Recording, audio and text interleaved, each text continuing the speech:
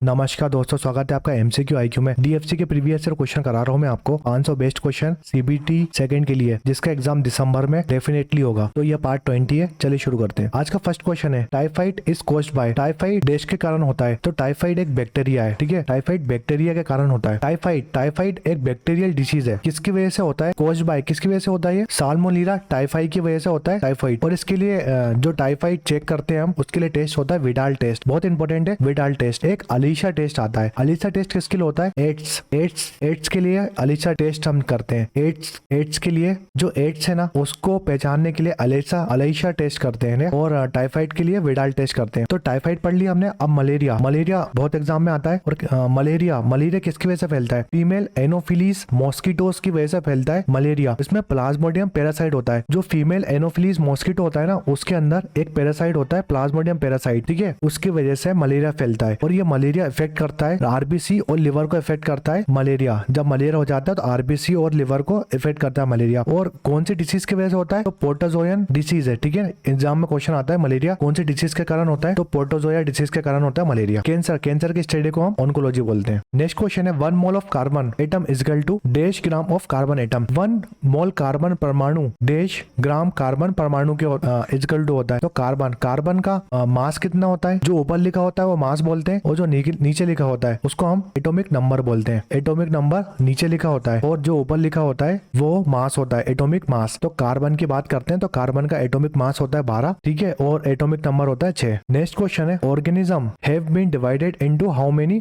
Kingdoms. जीवों को कितने जगतों में विभाजित किया है? तो किंगडम्स हमारे 5 किंगडम्स होते हैं, ठीक है। किंगडम्स, प्लांट किंगडम्स की बात करते हैं तो कौन कौन से किंगडम्स होते हैं? पहला होता है थैलोफाइट्स, दूसरा होता है बायरोफाइट्स, फिर टेरियोफाइट्स, जिम्नोस्पर्म और एंजियोस्पर्म। ये 5 किंगडम्स होते हैं प्लांट के। जिम्नोस्पर्म से बहुत क्वेश्चन आता है। प्लांट बियर नेक्ड सीड्स, जिसमें नेक्ड सीड्स होते हैं उसको हम जिम्नोस्पर्म बोलते हैं, प्लांट के नेक्ड सीड्स। फ्रूट्स के अंदर, प्लांट के जो फ्रूट होता है ना, उसके अंदर अगर सीड्स हैं तो उसको एंजियोस्पर्म बोलते हैं। टेरिडोफाइट्स किसको बोलते हैं? जिस प्लांट के अंदर सीड्स नहीं होते, बीजे नहीं होते, उसको हम बोलते हैं टेरिडोफाइट्स। बेरियोफाइटा किसको बोलते हैं? Plant do not have pores vascular tissue, जिसमें जाइलम और फाइलम नहीं होता, उसको बेरोफाइट बोलते हैं। Thallophytes, plant body is not well defined, जो प्लांट की बॉडी होती है ना वो डिफाइंड नहीं होती सही, तो थाइलोफाइट्स बोलते हैं। नेक्स्ट क्वेश्चन है, the process by which heat is transfer from hotter end to cooler end of an object. वह प्रक्रिया जिसके द्वारा किसी वस्तु के गर्म सिरे से ठंडे सिरे तक ऊष्मा स्थानांतरित होती है उसको डैश कहते हैं। हीट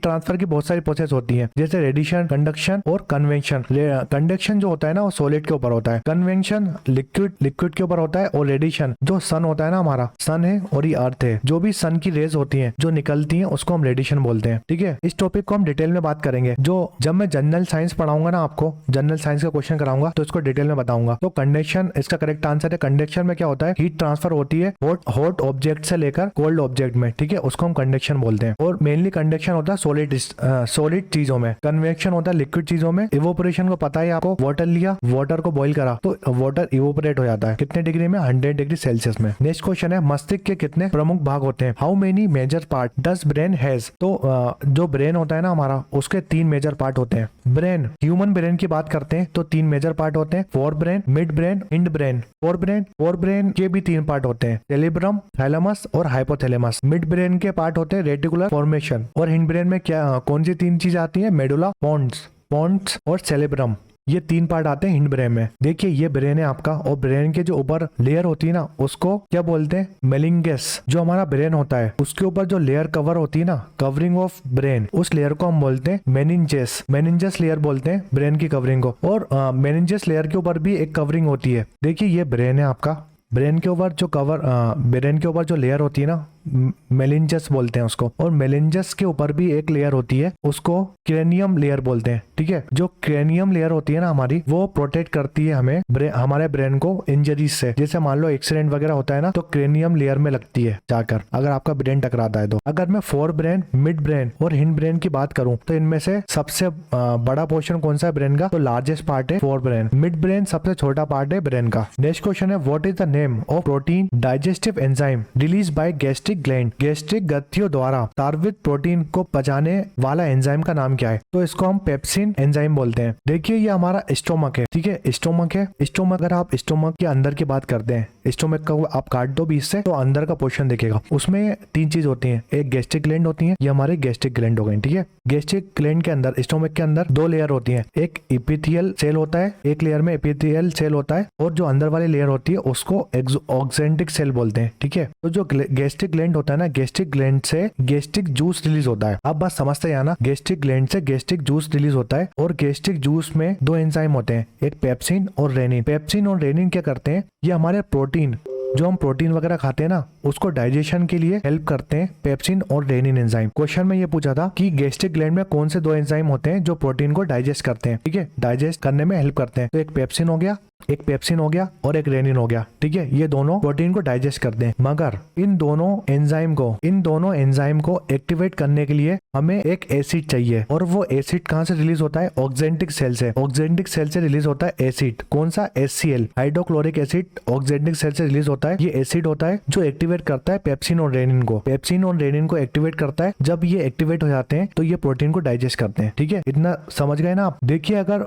बॉडी में एसिड मीडियम ज्यादा हो गया, HCl ज्यादा हो गया बॉडी में, तो उसकी वजह से कभी कभार अल्सर भी हो जाता है, ठीक है, याद रखना है। तो एसिड मीडियम ज्यादा ना हो बॉडी में अपनी, ठीक है, HCl ज्यादा ना हो आपके स्टोमक में, इसलिए एपिथेलियल सेल से म्यूकस रिलीज होता है। म्यूकस क्या करता है? ये HCl को न्यूट्रलाइज कर देता है, HCl को न्यूट्रलाइज कर देता है म्यूकस। तो आप समझो स्टोमक में 3 चीजें, gastric gland, oxyntic cell, epithelial cell. Gastric gland से गैस्ट्रिक जूस निकलता है जिसमें से 2 एंजाइम होते हैं, एक पेप्सिन और रेनिन। पेप्सिन और रेनिन क्या करते हैं? प्रोटीन को डाइजेस्ट करते हैं, ठीक है। पेप्सिन और रेनिन को, ये दोनों एंजाइम जो है ना, इसको एक्टिवेट करने के लिए हमें एक एसिड मीडियम चाहिए। एसिड मीडियम का काम करता है HCl, एसिड मीडियम का काम करता है HCl, जो कि ऑक्जेंटिक सेल से निकलता है। अगर HCl ज्यादा हो जाएगा उसकी वजह से हमें अल्सर भी हो सकता है पेट में, तो अल्सर भी हो सकता है एसिड की वजह से, और भी बीमारी हो सकती है अगर एसिड ज्यादा हो जाएगा, HCl ज्यादा हो जाएगा पेट में। तो HCl को न्यूट्रलाइज कौन करता है? म्यूकस। म्यूकस कहाँ से निकलता है? एपिथेलियल सेल से। इतना चीज याद रखिए क्योंकि इससे क्वेश्चन आ जाता है कि HCl कौन से सेल से निकलता है और म्यूकस मेम्ब्रेन कहाँ पर होती है, ठीक है, इंपॉर्टेंट क्वेश्चन है। नेक्स्ट क्वेश्चन है, which of the following statement is correct? Speed of sound in steel is more than the speed of sound in glass. Second option है, speed of sound in brass is more then